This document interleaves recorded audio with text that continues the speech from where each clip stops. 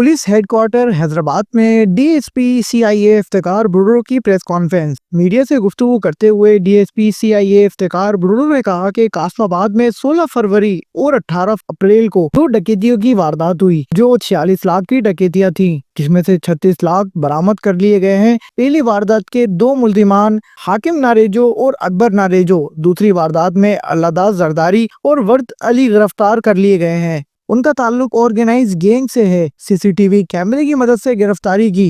गिरफ्तार मुल्जिमान 30 से ज्यादा मुकदमात में मतलूब हैं।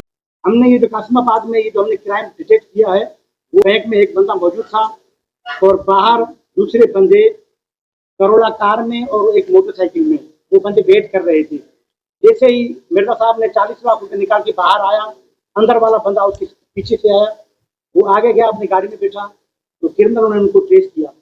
ये आगे जाके जस्ट थोड़ा सा फासले पे 200 मीटर के आगे उसको घेर लिया और गन पॉइंट पे उससे ये केस सारा छीन लिया।